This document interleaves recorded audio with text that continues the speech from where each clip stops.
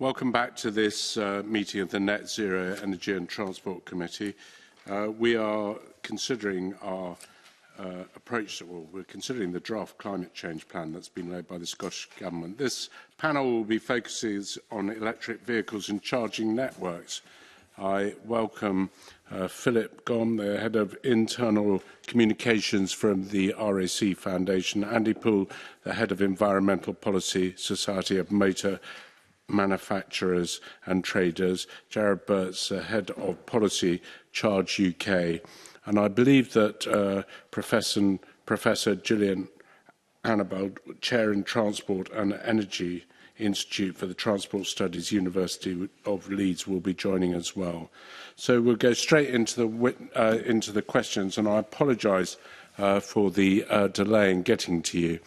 It was a question of struggling with a lot of evidence in the last panel, and I'm going to put it down to my failure to keep people on time. I might be a bit harder on this panel just because the time pressures are such. So I get the easy question to start with, and the easy question is, and I'll come to everyone who's giving evidence briefly to answer this. Are the proposals and policies set out in the draft climate change plan to deliver the Scottish Government's overarching goals for electric vehicle uptake, and that's to phase out petrol and diesel cars by 2030? What do you think? Let's go to Philip to start with. Good morning. I should say that I'm a head of internal and external communications at the RAC Foundation. We're a small body, so I do both, and sometimes I even make the tea. I think the point about dates, particularly the 2030 ban on the sale of new petrol and diesel cars, is about consistency and certainty. If I'm coming from one direction, it's from the consumer side. And if I'm making a decision on probably the second biggest purchase a household makes after a home, then I want to know what the landscape is going to be, what's available to me, where can I use the product that I buy, what might I get for it, as and when I want to sell it on. And the changing of dates and the changing of policies will delay and influence my decisions. And recently the RAC Foundation has done some work on the average age of cars, which now in the UK stands at almost 10 years. So if I delay a purchase decision even by a year or two, or decide to go petrol or diesel in a shifting landscape, the vehicle I'm buying now will be on the road at least till 2038, 2039, probably 2040 and beyond. So anything that changes or undermines my decision-making process, I think, is regrettable. Okay. Andy, do you want to come in next, please? Hi, everybody. I think there's a lot in the plan that is to like. I think there's a lack of detail, and I put that in the context of we have some very strict regulated targets for delivering electric vehicles in our industry. At a UK level, they remain incredibly challenging, and we're doing everything we can to meet that challenge at the moment. I think in terms of the plan to bring forward the dates for the end of sale and to increase that transition relative to the rest of the UK market, and indeed some of the international markets that we play in as well, we would really need to see a significant detail on how that gap will be filled, which I don't see at the moment, but look forward to kind of seeing develop in the future. Thank you. And Jared. Thank you, convener. Good morning, everybody. From an EV charging perspective, there's probably three things that jump out of the plan. The first is that the plan is really clear-eyed about the role that EV charging will play in hitting those quite ambitious emission reduction targets that the others have talked about already, and sees the rollout of a public charging network as a crucial part of that. That's exactly the same way we see our role, working very closely with drivers and with the automakers as well. Secondly, I suppose the punchy thing in the plan relating to charging is this target of 24,000 additional public charge points in Scotland by 2030. That is both punchy and ambitious. I would argue it is plausible if the conditions are right, and currently they aren't for various reasons, whether it's the difficulties of getting grid connections, energy costs, and certainty about the long-term direction of the transition, as Philip was talking about. I'm sure we'll come on to those in due course. And thirdly, I think the important thing for Scotland specifically is that the plan rightly recognises that even as Charge Place Scotland is kind of phased out and moving to a private sector-led rollout of charging in Scotland, the public sector will still have quite an important role in the rollout of charging, particularly in filling gaps in provision where the commercial case is weak, and that will be true of rural and island communities. So all in all, I'd say it's a reasonable plan, but won't happen automatically on the charging side. Okay, the zero emissions vehicle mandate and associated vehicle emissions trading schemes are pretty key elements in the Scottish Government electric vehicle uptakes. Are these schemes effective, or these programmes effective? We'll do it in the same order. Philip, I'll come to you first. Some of the ambitions that the Scottish Government has, it's clear from the plan that they're very reliant on what's happening at a UK level. Again, I think once people are presented with a plan, particularly industry, and Andy will speak for himself, if industry are told that they need to meet a target by such and such a date, then I think they will do it if it's commercially possible, because they want to stay in business and they want to sell cars. And they will then make their investment decisions based on the policy landscape that is in front of them. The trouble comes, again, for consumers, for business, when you're dealing with products that take a long time to develop and have a long useful life, that the dates change, or there is even talk of change. We might have been disappointed or confused by the way Rachel Reeves and the Labour government trailed perhaps some of the things that were going to be in the budget and then weren't in the budget. It's a similar thing perhaps with the policy on electric vehicles. Are they going to do this? Are they not going to do this? And if there's any doubt at all, then people will vote with their wallets by not getting them out of their pockets. Andy, do you want to add to anything to that? Certainty seems to be what's required, or directional certainty. Certainty regulation is very welcome, uncertainty. And I think as a general rule, the regulation on its own, no regulation on its own is going to be enough to deliver this. So at the moment, the manufacturers are doing everything they can to meet those targets. In meeting those targets, they do have some flexibilities built into the vehicle emissions trading scheme in order to do that, particularly in the shorter term. At the moment, it's incredibly expensive, so it's not just about meeting those targets and driving the industry towards electric vehicles. It's how to do that whilst also maintaining competitiveness at the same time. At the moment, it's very expensive. So delivering on it and the success of that ZEV mandate very much relies on the enabling ecosystem, the support for consumers, the infrastructure investment are moving forward at the right pace. And at the moment, the current flexibilities are absolutely vital, because we're running about a year behind where we need to be in terms of the ZEV mandate itself. And the only way we can fill that gap is to persuade more consumers to take up these vehicles, and you can't do that through regulation. Okay, and Jared, do you want to add anything briefly to that, or are you in agreement? I will add briefly, just to say that from a charging perspective, the ZEV mandate is the absolutely critical thing that tells us what to invest and when. It tells us how many EV drivers we can expect, where they will be and at what time. Without a clear direction of travel and stability and certainty in that mandate, we cannot invest in infrastructure, because we are investing several years ahead of demand to ensure that we're ready. So the mandate from that perspective is really important to us. Okay, thank you. And I see Gillian has now managed to join.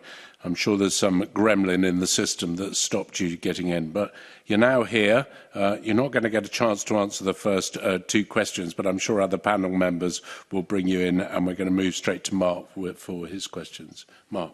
Yeah, thanks. Can I ask you about consumer incentives to encourage uptake of EVs, specifically, what evidence you've got of incentives that have worked in the UK or further afield, and any thoughts around the costings of that as well? Who would like to go first? Put your hand up. Philip, maybe? Thank you, Mr. Ruskell. I missed the first part of your question, but I think it's about consumer incentives and what really works and the cost of it. Yes. Again, I'll come back to the issue of consistency with incentives and to know what is available and for how long it's probably going to be available. When you purchase a car or indeed any product, you want to know what the financial landscape is around the purchase of that product, and you want to have some sense of not only what it's going to cost you, but how much it's going to then cost to use. And perhaps we'll come on to the EVED scheme that's been proposed by the current government. And when those financial goalposts change, if they change, then that throws household budgets into chaos and confusion. And of course, if you're spending in one area, you can't then spend in another. So financial incentives are fine, but just like business has their business plan, households have their own sort of business model and budgetary plans. And, they're very finely tuned and perhaps not so coming with a great deal of flexibility. So the certainty, again, of all of these schemes and proposals is something that, we want to ensure the consistency of.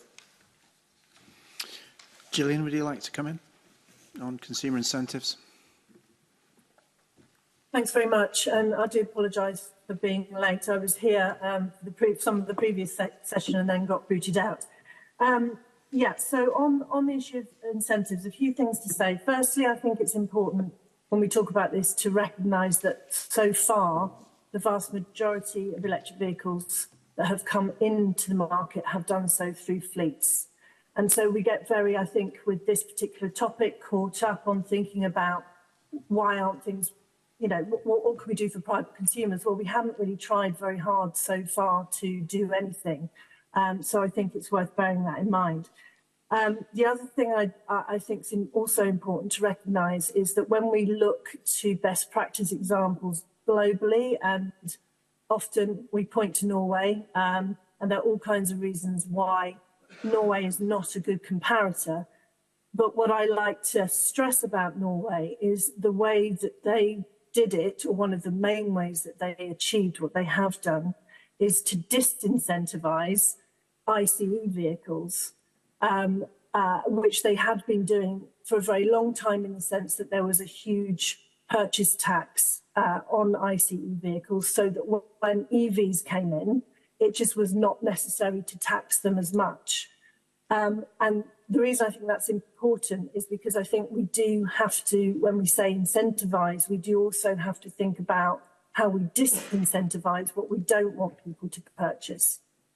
So there's lots that we could talk about in terms of that detail, but I'm just trying to make sure that the main points are put across. And then thirdly, the other thing to say is that I think we, in order to accelerate uptake of EVs, we've really got to stimulate the second-hand market. And again, therefore, there are, there's innovation, there's creativity that can be done around incentivisation, including, of course, things like lease schemes and interest-free loans and so on, that are specifically targeted around the second-hand market. So they're my main things, just to sort of concentrate the mind and make sure we don't think very narrowly about this. Yeah, thank you. Andy, same question to you. What's exciting customers when they come in to look at EV models? So I think obviously the driving experience of an EV, when customers actually drive them, they do tend to like them. They like the experience of driving them.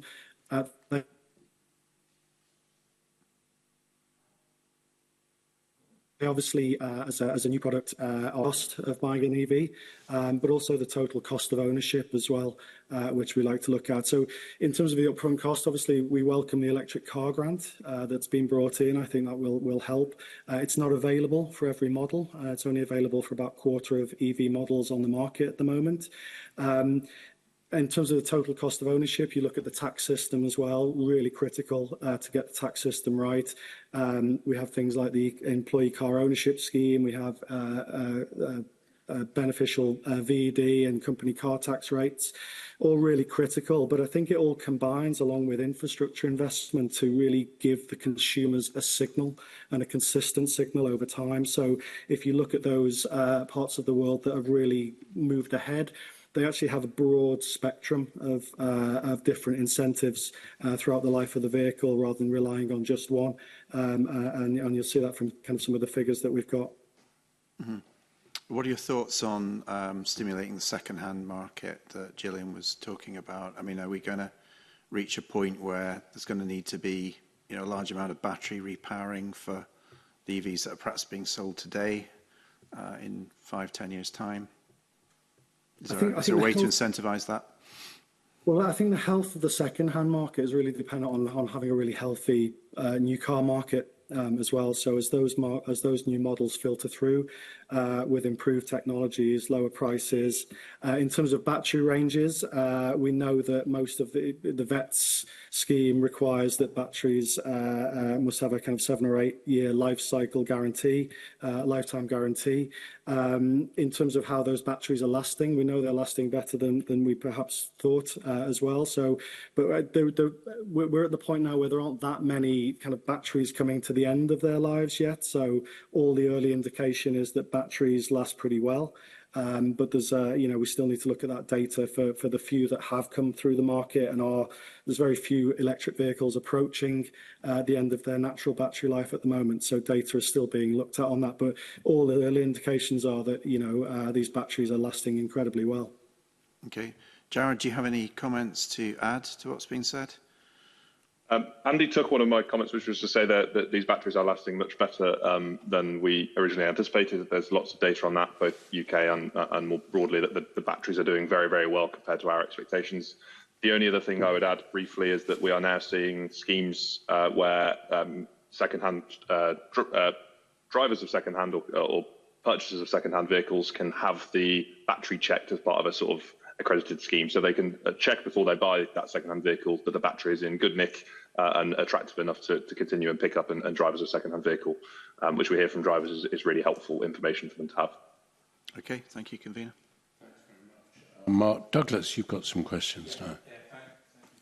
Been hearing about EV cars so far, but in terms of vans and HGVs, what more can the Scottish Government do there to support and incentivise the switch to those vehicles? Maybe come to Philip first of all. I think that's an important question because it's very easy just to concentrate and demonise people who drive petrol and diesel cars without looking at where the emissions come from overall, and also what sort of vehicles drive in what sort of places. So I was just looking before the meeting at the transport mix in Glasgow, for example, and 19% of the traffic by mileage, I think it was, are vans. So if you are concerned about electrifying the fleet, if you're concerned about air quality, given that the vast majority of vans are diesel powered, then it makes sense to target those in some form. And Gillian is right. You can do that in a number of ways. You can disincentivise the use of diesel vans or indeed diesel cars in towns and cities, though that comes at the risk of penalising both small businesses and those probably on lower incomes who tend to drive the older cars. But if you're looking to make incentives available, you can target them quite specifically at different sectors and also encourage the research into the development of technologies that will help alleviate the problems from those sorts of technologies that are causing a particular problem. So taxis, vans, buses, lorries, etc., certainly in urban areas, and given that up to 70% of people live in the central belt, a predominantly urban area, that's perhaps where you would target some of these interventions and incentives. Okay. And we heard from the Climate Change Committee that they didn't feel hydrogen was part of the solution going forward. Do you have a view on that, Philip? I don't have a huge view. I think given where we are, certainly in the short to medium term, we are certainly from a customer and consumer point of view, a retail point of view, electric battery-powered cars and vans are what we're looking at. Whether hydrogen can be used at a larger scale at a later date and the infrastructure put in place remains to be seen, and that might be depot-led and sector-led. Okay. Andy, can maybe come on to you on that question around vans and HGVs, how we can get the switch on those vehicles? Yeah, it's a good question. I think obviously HGV uptake of EVs is very nascent compared to the car and van market. I think HGVs account for less than 1% of the market at the moment, and I think the key difference with HGVs is they are made. It's less about the upfront cost, and it is a business decision based on the whole life deliverability of that vehicle and it's the cost to the business over its whole life, and that includes some pretty key decisions around logistics as well as the cost of the vehicle, the ability to do the job in the same way that competes with its ICE equivalent, of which there are still many on the road. And until that business case is made and you can show that it can be done more quickly, better, those we're going to struggle to get those the uptake. So infrastructure as well is important. We've talked about the progress that Scotland is making rolling out the infrastructure and the charging infrastructure, but actually there's an issue of quality there as well. It needs the right space, it needs the right power levels to provide these HGVs, these bigger vehicles, with a practical charging solution as well. But it is a complicated business case. If you are loading your truck, it needs to compete with its equivalent ICE vehicles in terms of space, distance, cost of charging, which is still very expensive relatively. So there's all sorts of combined challenges that HGVs are facing at the moment. Okay, Jared, you got a view on HGVs and how we tackle that in the future? Yeah, I won't dissent too much from what Andy said actually, which is in my view this is very similar to the chicken and egg problem that we had with passenger vehicles 10 or 15 years ago. But possibly even bigger, if that's even possible. The vehicles themselves, as Andy alluded to, are often more expensive. The infrastructure to charge them requires much more land, much more power, and we have problems with those challenges in passenger vehicles already. But the problems are much bigger in HGV. So we end up in a sort of vicious cycle where fleets don't want to decarbonise because the business case doesn't stack up. Charging infrastructure investment doesn't happen because there's not as much demand as we would hope to make that investment worthwhile. So we need to find a way to break that deadlock or that chicken and egg kind of catch-22 situation to get that market off the ground, because as Andy said, it's very nascent as it stands. Just a very quick question. When I've visited some of the hauliers around, they say that they just can't make HGVs work for them because by the time the lorry has come in, recharged, it would have already been out and done another 6 hours work or 7 hours work, but it's sat there recharging and they don't have that flexibility. Are we ever going to get round that in the short term? I don't know who wants to go to that. Probably Andy on that question. I think what I would say is the technology is improving. Every manufacturer has invested. Every manufacturer has HGV electric trucks and other technologies as well. So, I would say that the technology approach to all HGVs is still much more uncertain. There's a huge focus on electrification for smaller vehicles. I would still say, and I appreciate what the Committee on Climate Change's position is on this, but you know, will different technologies fill certain roles in kind of HGV and freight? There's a huge cross-border. A lot of these vehicles go cross-border into other markets as well, into Europe, and struggle with that. So it's a challenge, but I say the technology is coming. We as the vehicle providers are providing these big trucks, and I think it'll be important as well to see the outcomes of some of these ZHID trials that are going on as well, in terms of which technologies are most appropriate in which circumstances. So we're still waiting on the outcomes of them as well. Okay, I mean, from what I've heard is that they're more expensive and they can do less runs, so therefore they're not very keen on them. Kevin, you wanted to follow up on that, I think. Yes, because at one point Andy said there that he wasn't quite convinced about some aspects of the Climate Change Committee. I take it that not convinced, but includes hydrogen. Other countries are looking at hydrogen for HGV use, say that that's much better than electric vehicles.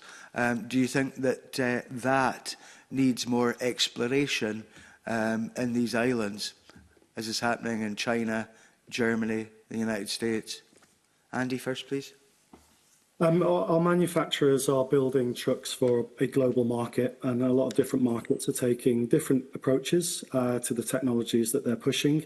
And I think, you know, we do have solutions coming in. We have electric trucks, we have hydrogen trucks on the market, as well as alternatively fueled trucks. So as the manufacturers, we're producing the range of technologies. In terms of the uptake of the market, you know, we've always said that we would want the appropriate solution to be the market-led, the market to tell us which is the most appropriate. But it does have implications for investment in infrastructure. I know that the Climate Change Committee's position is the focused on getting the charging infrastructure rolled out and not diluting across different technologies. But our position is, you know, the market will tell us which technologies they want, and we've got the solutions in each area. But the market may make its decisions in the fact that there are not many hydrogen refuelling stations at this moment in time. There are only 3 in Scotland, 2 of which are in Aberdeen, and they were out of action for a little bit. So that in itself may have an impact, would it not?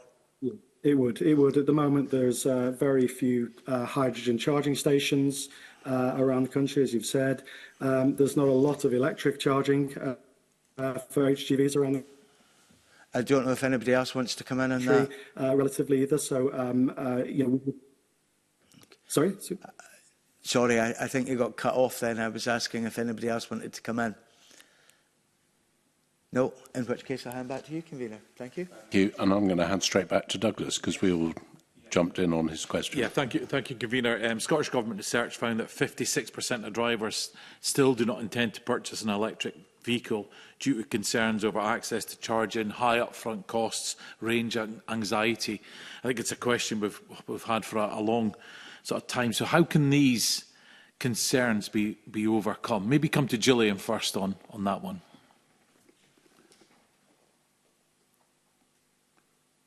Thanks very much. I think I'm going to. It's unusual for me, but I'm going to start with a positive. Obviously, I'll work towards some of the challenges. But I think when we see a figure like 56% of people, I think we don't need to be too alarmed, in as much as we don't need everybody to buy electric vehicles tomorrow. So we need to get this into perspective and understand who the next part of the market is and target them. In that case, I think as much as we've still got quite a lot of work to do in this plan, I would say, to understand the sort of how to make this transition much more equitable than it is at the moment.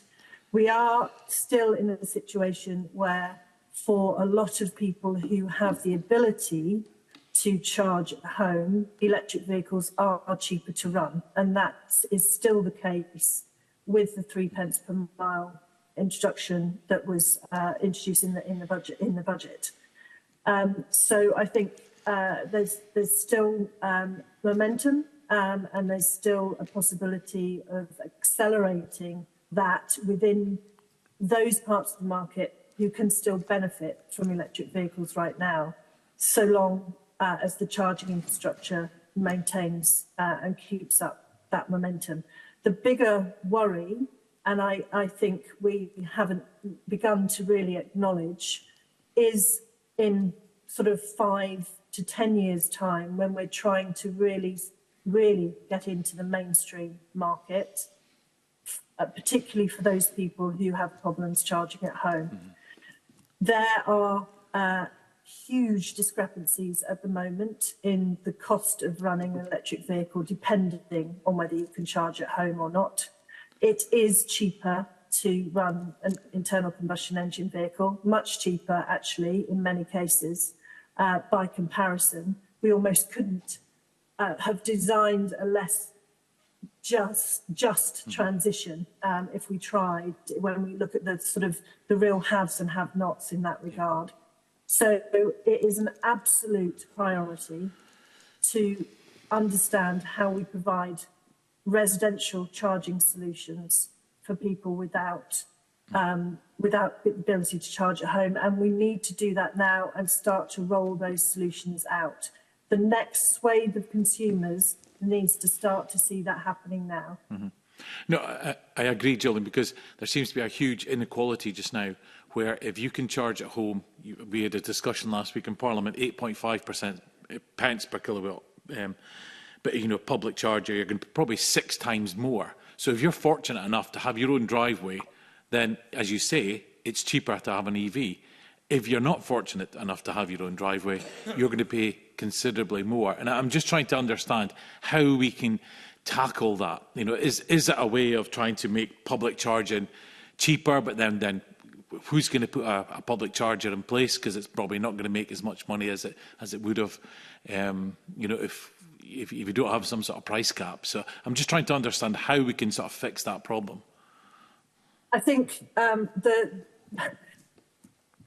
what I'm trying to suggest is that we're not targeting the subsidies that we are putting into the system, including some of the incentivisation schemes for uptake, as well as the subsidies that we're putting in to the charging network, are not being targeted sufficiently towards the people who haven't got that off-street charging capacity and haven't got the affordability to buy the cars in the first place. So there are examples, for instance, of social leasing schemes now on the continent in France, and I think starting to be introduced in Germany, that actually deliberately are targeting lower income people in areas that are more car dependent. So there's a sort of a geographical assessment of where the lower income people are and where the most car dependency is because of the distances involved or the lack of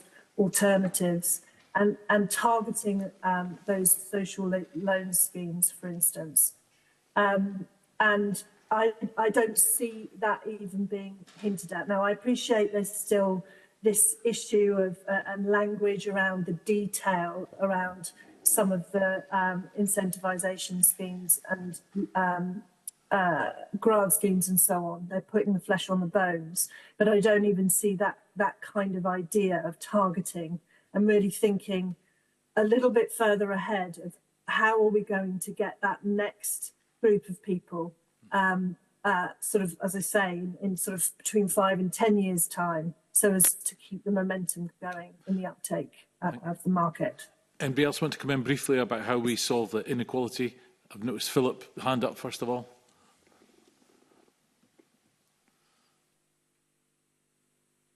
With making electric vehicles available to everyone, because of the lack of off-street parking, as Gillian has alluded to. So 63% of Scottish households have the potential to have off-street parking, which means almost 40% don't. and they would be reliable on on-street parking or on-street charging or on public charge points. So you are going to struggle in the longer term to make home charging available to all and convenient to all. And that will always be with you. I think Gillian is right. You don't need at this stage for everybody to want to have an electric car. What you need to do is make sure that those people who do have an electric car enjoy the experience and find it budgetary satisfactory. So we did some work last year on the availability of mobile phone signals, for example, at charge points. And it wasn't comprehensive. You know that when you go to a petrol station, you are going to get fuel. You don't know, as it stands, when you go to a charge point, that you're going to be able to connect to the app that you need to then access that charge point. So the charging experience doesn't just have to be relatively cheap. It also has to be available and reliable.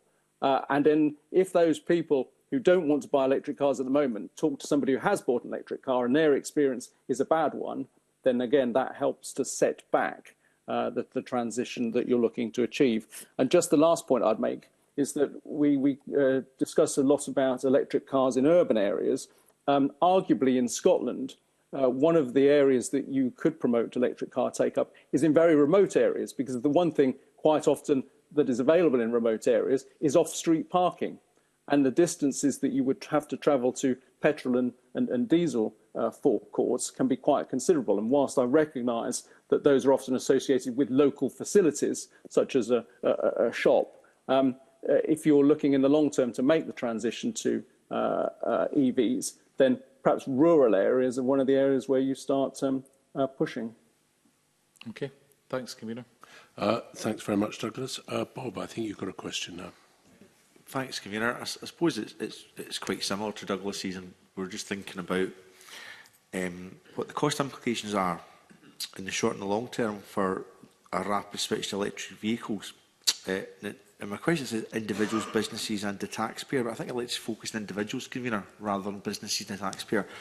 And if I've got this right, by 2035 manufacturers will no longer hopefully be making combustion engine cars, and the switch will be complete.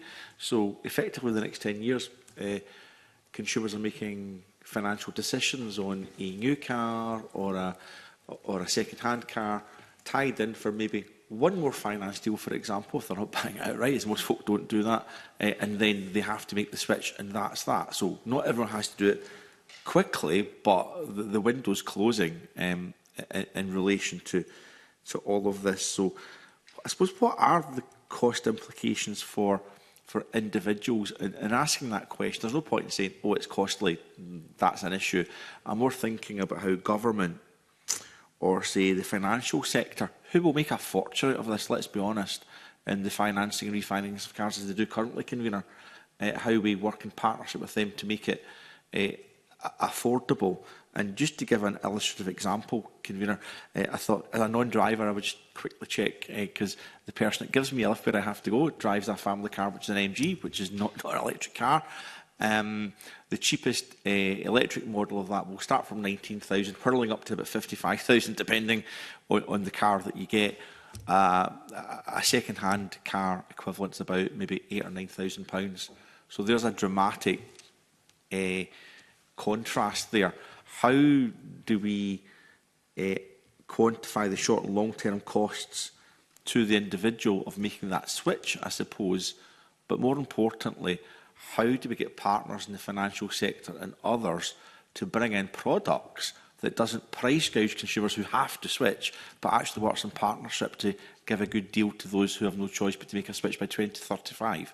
Sorry for the length of the question, but I think that kind of captures everything that I would quite like to get more information on. So I may not need to come back in depending on the answers, Convener. Who would like to pick up the cudgels of that initially? The danger is, of course, if you all look away and don't put your hands up, I'll nominate somebody. Andy was kind enough to wave. Oh, I missed it. You're off. Thank you, everyone. It's an interesting point because I think you used the phrase there, consumers have to make the switch. And I think the challenge is that they actually don't. And what we don't want is them holding on to their petrol and diesel cars for longer than they would otherwise. And to do that, you need to give them that alternative to make that decision.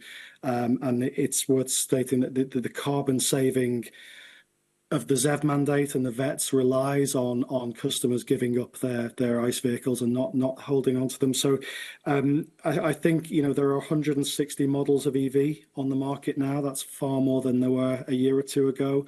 The prices of those EVs are falling over time, and we expect them to continue to fall over time. So the upfront cost of the car we will expect to come down at that point. So but then it's the signals as well that you give to the consumers as well around those costs of charging, which is still a key issue, particularly when consumers roll up to the very visible charging stations at motorway service stations and see prices of 80-90 pence a kilowatt hour is not ideal, but I think it's painting that picture for them.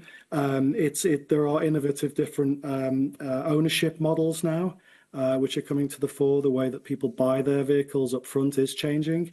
Far fewer people buy a car outright these days, and as I say, there are hugely important schemes like the electric car ownerships, employee car ownership schemes that really help with that side of things. So it's a real kind of combination of things from that. But as I say, I just wanted to raise that point that the consumers aren't being forced to make the switch. We need to persuade them out of those ICE vehicles and give them a viable alternative.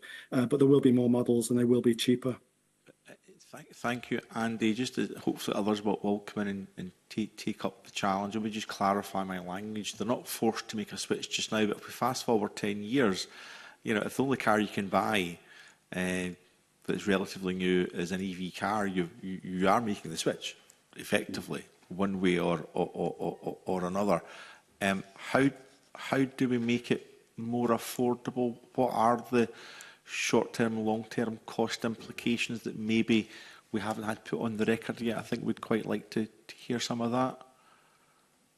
I'm not sure that you can guarantee that it's going to be cheap, but I suppose you have to guarantee that it's going to be cheaper than running in the long term a petrol or a diesel car.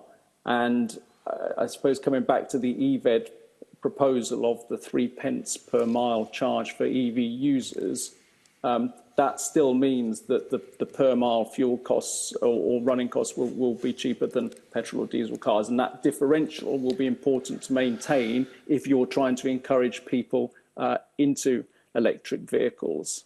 And it was never credible that the Chancellor wouldn't come after EV drivers to pay some extra form of taxation to make up for the lost fuel duty.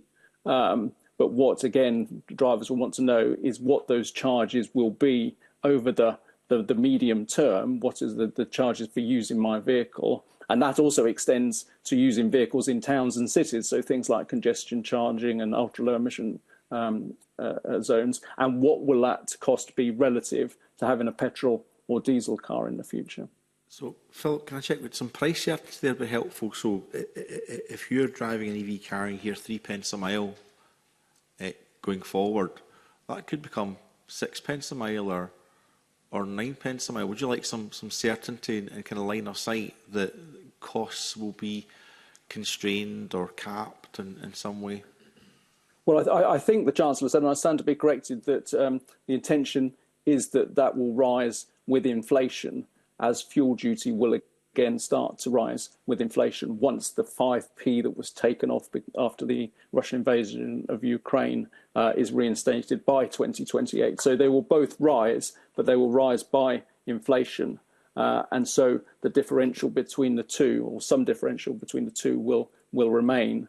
And then it will be about the other costs associated with running an electric car. One of the things that we have some concerns about is the availability or ability of the garage and repair sector to have the skills to look after those vehicles, especially once they enter the second-hand market. So you want to know that you'll be able to run it down to your local independent garage, as opposed to perhaps having to take it back to a dealership and perhaps pay premium prices there. So it's not just the on the road cost, the fuel costs, it's all the peripheral costs and ease of use as well.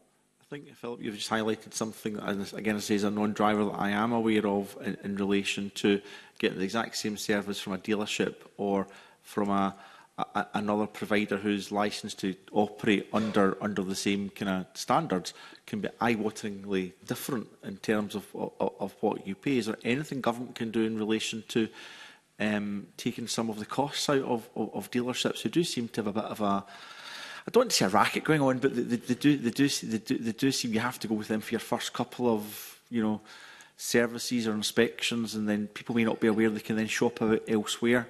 That's an issue with the current market. Is that one of the risks for switching to EV as well? I'm not sure that the government can do a lot other than ensuring that the data from cars is made available to all those who want it, so it doesn't become a BMW proprietary product or a Rover, an MG proprietary product, or whoever it might be, so that the data needed to look after these vehicles and to service these vehicles is available to anybody who wants to. And then, of course, I suppose from a government point of view, it's increasing the skills base of all those who work in the motor sector. And I think overall there are a shortage of skilled mechanics. Okay, I'm just wondering if anyone else wants to come in. I'm conscious my notes talks about the financial industry as having a real role to play. And I'm not against industries making money, but in partnership for the public benefit would be good. Is there any comments on how we can work with the financial sector whose fingerprints are all over both the new car market and the used market, as anyone will know if they go to purchase a car? If there's no specific thoughts on that, sorry, Professor Gillian. Yeah, thank you, Gillian. Thank you. I mean, I'm not sure, and I can say I'm not qualified to answer your question in any great detail, and I'm not sure that I can. But what I can say is that certainly at the beginning, in the early EV market, the finance industry were actually actively, in a way, working against the uptake of EVs, in the sense that I think, as Philip said, around 90% of new car buyers, private buyers now, if not more now, buy a car via some kind of finance deal, a lease deal, PCP, or whatever it might be. And at the beginning, the estimates of what the residual value of the EVs might be were so high that meant that the monthly lease costs were also very high in comparison to an equivalent ICE car.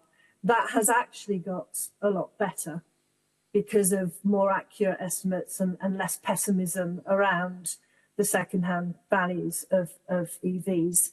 But there is still pessimism around those residual values.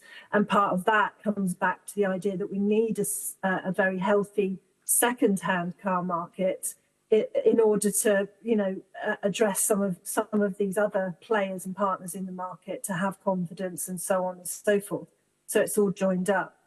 And just generally, I would say that, I think your question is really trying to say, how can we assess the potential costs, and therefore how can we then sort of target perhaps some measures or whatever it might be to sort of lower those costs and have more affordability. Really, I think there are so many moving parts. So we do know that the cost of electric vehicles, the purchase price, is coming down, and we've got big global competition, cars coming in from China that are a lot cheaper. We know that, or we have aspirations for the cost of electricity to come down. Now, the corollary for the ICE market is that ICE vehicle costs, manufacturing costs, are going up, and the cost of petrol and diesel are unlikely to come down very much.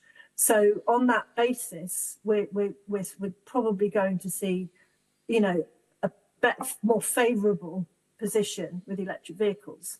However, cutting across all of that, and again, I appreciate this isn't quite what you're asking, but I feel I have to say it, is that when we get into these discussions about electric vehicles, we are then totally missing this idea that as we are making motoring, or the marginal costs, the running costs of motoring potentially cheaper into the future, we've then got so much more work to do to try and reduce the amount of car use that's actually in the system and create better operational environments and cost-effective environments for public transport.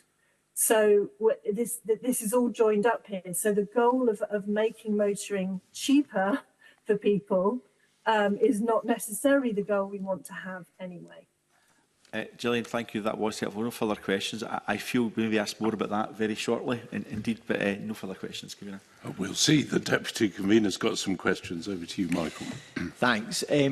Just on that very point, Gillian, I'm interested in the policy dichotomy of encouraging people, as the draft climate change plan does, encouraging people to use electric vehicles in order to reduce emissions, while at the same time also wanting to reduce the amount of car journeys which are being made. Do you think that the Scottish Government in its draft climate change budget has set out the right types of incentives to achieve both of these objectives?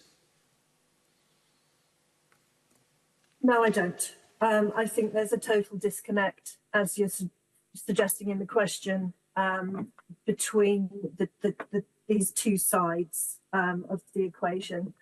I mean, I'm sure the committee and all of us here sort of know some of the history of the discussion around the target to reduce car mileage, and it's sort of in this plan in a form. It's good that it's still in there, but the measures that sit behind it are woefully inadequate to achieve anything other than perhaps a slowing of the increase in car mileage rather than an absolute reduction in car mileage.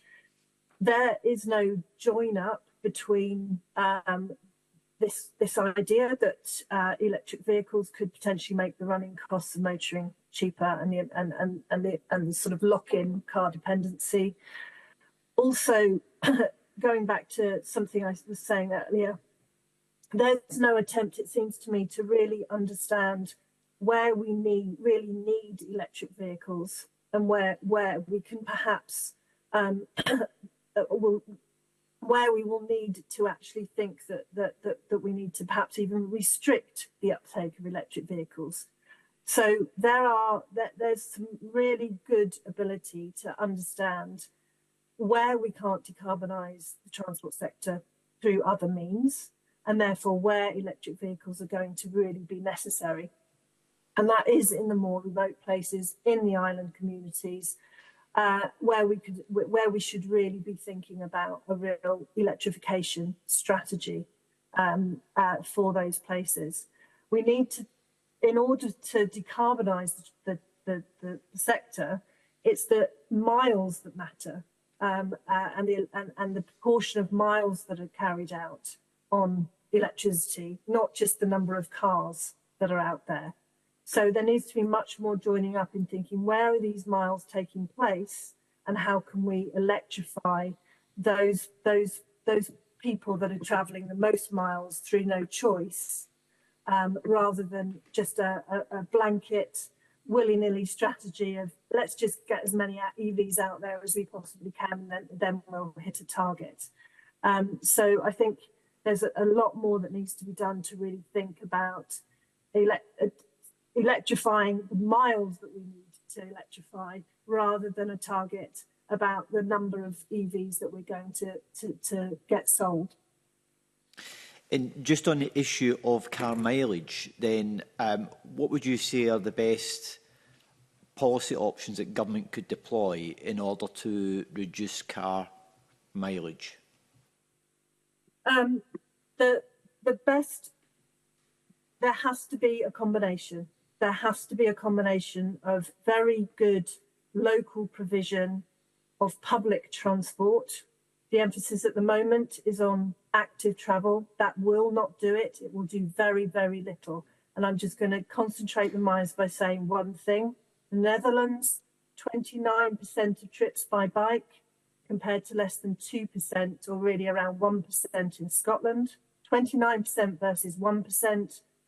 The Dutch average per capita carbon footprint from personal travel is higher than it is in Scotland, because they love their cars and they love to use them for most journeys other than the local journeys. Okay, so this emphasis on active travel really has to be really dumbed down, frankly. What's in there is very good, and we need active travel for other reasons, but the idea that it is actually going to do anything for decarbonising the transport sector is fantasy. It's sheer fantasy, and that really needs to be called out, and it needs to be said once and for all, so that we can have a proper debate about what are the journeys that we can service by modes other than the car, and that's the more kind of medium length journeys in towns and cities, proper integrated strategies at the level of towns and cities and regions, and we need to take the emphasis off of active travel.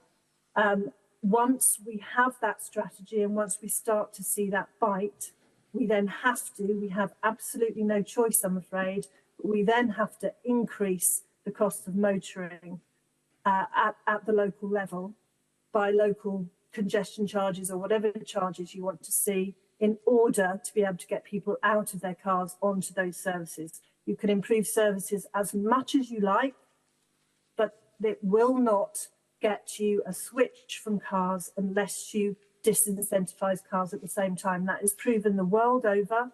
It is scientific, robust. You have to do both. You cannot just improve services if you want to get a modal switch. Okay. Well, it will be interesting to see whether there's a change in EV driver behaviour if they're going to be charged per mile over the course of the next couple of years, which I suspect the Treasury will be keeping a very close eye on as to how they go forward in the future. Can I turn to the issue of the Scottish Government's commitment to seeing the installation of some 24,000 new electric vehicle charging points? And Jared made reference to this earlier on by 2030. What's your view on the deliverability of that particular target?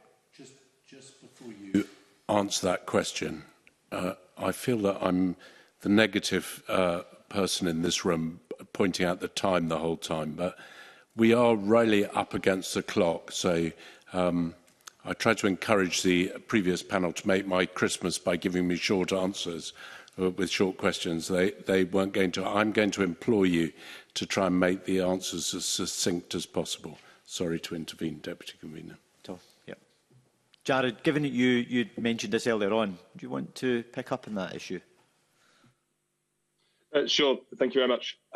So I think, as I said earlier, I think the target is ambitious, plausible, but will require quite significant acceleration from where we are today. Just quickly to put some numbers on it, Scotland added around 1,300 public charge points in the year between October 2024 and October 2025, which is decent growth, but clearly to add 24,000 by 2030, which is what's that, four and a bit years away. That is a significant speeding up that we're going to have to do.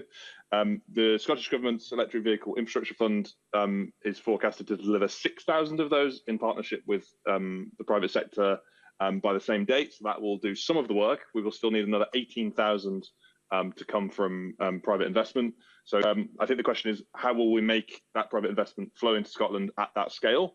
I also mentioned at the start there are some headwinds UK-wide in terms of charging investment. Very slow grid connections, very painful grid connections in terms of the process. The operating costs for charge point operators have gone up massively, and that explains some of the concerns raised earlier around the cost of public charging to drivers. We have seen the standing charges paid by charge point operators rocket 462% since 2021, and that has flowed directly through to driver prices, as well as kind of slowing down investment. And of course, we've talked a little bit at the start, I think Philip mentioned it, there's been this uncertainty about the transition to EVs, which I referenced as being really important to our investment case. So there's lots of reasons to be pessimistic as well as optimistic. Unfortunately, and I should have said this earlier, lots of the considerations of whether we will meet ambitious targets set by the Scottish Government on public charging are subject to levers that only the UK government can pull, which is not a particularly optimistic or positive message, but is a realistic reflection of how many of these issues are controlled.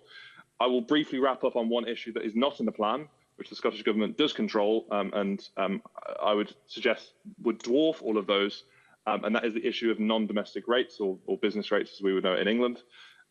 Charge points have historically been exempt from these rates in both England and Scotland, but operators both south and north of the border have been approached by assessors in recent months and told that while the charge point itself is exempt, the bay next to it, the one that you would park your car in to charge at that charge point, is not exempt. And unfortunately, that raises the prospect of very significant bills for charge point operators, thousands or tens of thousands of unexpected cost to them. That will clearly have an impact on investment. The UK government just responded last month at the budget by introducing 100% rates relief in England. Unfortunately, we do not have the same clarity on the situation in Scotland. I would venture that unless we have that clarity and unless Scotland finds some way to offer similar relief, it will be very, very difficult to hit that 24,000 target because unfortunately, all of a sudden, it will look much more attractive to invest south of the border rather than north. I hope that was succinct enough, but I'm happy to follow up. No, very helpful. And my final question to you is, in terms of the charging infrastructure that needs to be put in place, not in terms of the grid stuff, but mainly the actual charging points. Clearly, it's important to install the right type of charging infrastructure, with more and more people wanting rapid chargers to have access to them. Where is the vast majority of this equipment being manufactured for installation in the UK? Is it being manufactured in Scotland or in other parts of the UK? Generally speaking, and in particular the rapid and ultra-rapid charging kit that you're talking about, which will give you a very fast charge, is not manufactured anywhere in the UK. As a whole, it is generally manufactured in Europe or in Asia. Okay, and is there a reason for that? I don't know it off the top of my head. I suspect it relates to the cost of actually producing the kit. This is usually fairly sophisticated, expensive kit, and I assume labour costs are part of the picture, but I'm happy to follow up afterwards with more detail. Okay, thanks. That'd be helpful. Now, sadly, Monica's had to go to another meeting, so I'll ask her questions. But just so I can clarify that comment that you just made to the Deputy Convener, was it 1,300 chargers were put in between October 23 and October 24? Was that right? James, sorry. Yep. The number was correct, 1,350, but it was between October 24 and 25, not between 23 and 24. Okay. So to reach the target of 24,000, my maths would suggest to me that we're about 18 years away from on that rate of getting them. Is that about right? Assuming the same rate of growth and deployment, yes. What we see over the last 3 or 4 years is that the rate of deployment increases both as investment flows in from the private sector, but also as we see more people jump into EVs, we have more customers, it justifies more investment. So the rate of growth we hope and expect will accelerate over the course of the 2020s. Okay, the Scottish Government doesn't, I think their plan only goes up to 2030. What do you see the landscape beyond 2030? Is that going to be Scottish Government driven, or is that going to be private investment driven? Or should it be a mixture of both, and should there be a plan? I think what we've seen UK-wide in terms of charger deployment outside of Scotland is that private sector investment has driven a very large majority of it. Obviously, Scotland has been a little bit of an exception to that with Charge Place Scotland over the last decade. I think the plan is absolutely correct that you can quite feasibly move to a model where that is almost entirely led by private sector investment, but with the public sector stepping in to fill the gaps in provision where the commercial case doesn't stack up. In terms of post-2030, it's really hard to predict what the network will look like or should look like.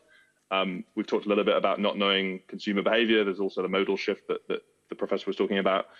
There's also a little bit of lack of clarity, which we're learning about, which is what balance you need between low power chargers, whether they're at home or on the curbside in a lamppost, for example, and what balance does that strike with higher power chargers that the Deputy Convener was just referring to that might be at motorway service areas or local hubs. We are learning how drivers today use those as a mix. We tend to see them using a blend. But we don't know exactly how that will shake out over the long term. So I think it would probably be a slightly a fool's errand to try and predict exactly what the charging network would look like in the mid-2030s or beyond. Okay. Mark, I think you've got a question that you want to ask now. Well, I think it's partly been covered, convener. It was really about, the problems of people who don't have, a driveway and are looking for on-street, charging options in order to get that much better kind of EV tariff rate through their domestic electricity provider. And I just wonder if you could point to kind of practical actions that the government can take. I'm aware that, there's suggestions that local authorities might be able to make these kind of permitted development, or there's better guidance there. But Jared, can you just say what you and perhaps others want to chip in see as being the kind of game changers? Because it is a massive difference between paying 8 pence a kilowatt hour and paying 55 or 60 or 70. It is indeed, and I think you've captured the main things that both the Scottish Government and the UK Government are already doing. So there's consultation on permitted development rights, which would make cross-pavement charging solutions either over or under the charge point, under the pavement, easier to install. There is also safety and liability questions around that sort of technology, not insurmountable, but they need to be worked through, and I believe the Scottish Government is working on those. There's also pilots of how this would actually work in practice, and those are happening I think in 3 local authorities in Scotland and dozens more in England. I think we are heading in the right direction to get those in place. The other thing I would say, though, is that one option, of course, or one route that we should definitely pursue is to give access to residential tariffs to as many people as possible. There will, unfortunately, still be some people that don't have that option. So we also need to try and drive down the cost of drive down the cost and increase the access of public charging, which might be on-street charging in lampposts. That will not give them access to EV tariffs on a domestic rate, but we should try and get that as low as possible so they can enjoy as much affordable charging, or as affordable charging as possible. Direct answer to your question is I think a lot is already being done. I don't think there are any additional silver bullets that have not been identified yet. Okay. And for consumers, do you see a need to join up energy services a bit more? I think back to when I had, fossil car, ICE car, and I used to look at, the petrol receipts every month. Whereas now I look at my Scottish Power app and I can see, where that electricity cost is with everything else.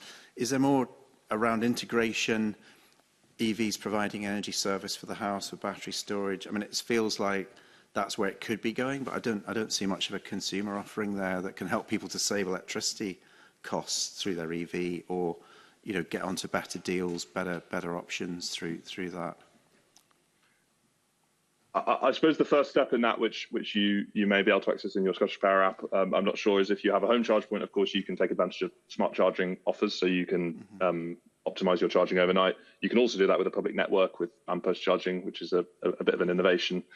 So that's the start. I suppose where we're going in future, which certainly isn't on the market yet in any meaningful way, is vehicle to grid or vehicle to everything, which is kind of bi-directional charging with the vehicle giving back its energy to the grid at times where it's sensible to do so. There are numerous issues with that, both in terms of the vehicles, and I'll perhaps pass on to Andy to answer that part, but also the cost of the hardware to actually make that possible. I often say that vehicle to X always is 5 years away, no matter when you ask the question, and it's felt like that for a while. So we're working on it. I think there's some technical complexities that we have to work through, but that is kind of the holy grail of integration with the grid, if we can sell the energy back from the car into the grid at the right time. Yeah. Andy, do you want to comment on that at all?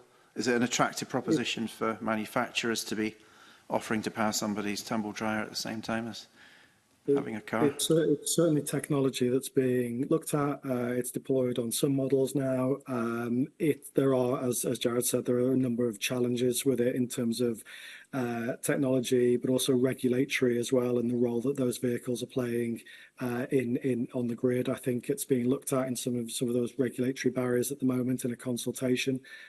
So it's an option in terms of what the offering would be eventually. It's still a bit unknown, uncertain, but the technology is coming. But it as has been said, all of this technology adds cost to the cost of the vehicle itself.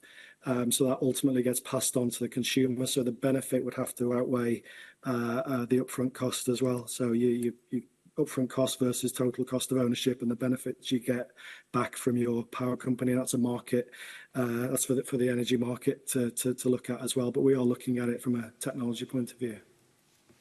Okay. And that's probably an interesting point to leave it, that somebody will have to then negotiate at what price the person buys out the electricity back at, whether it was the price that it was sold at. Otherwise, it could be a very expensive tumble dryer. On that note, thank you very much for giving evidence this morning to the committee. And I'm sorry about the pressure of time. It was forever going to happen. But I do appreciate all the time and the effort you put into it. And so thank you again. Have a great Christmas. I'm now going to briefly suspend the meeting for 3 minutes, and we're going to move the rest of the meeting into private. Thank you. Thank you.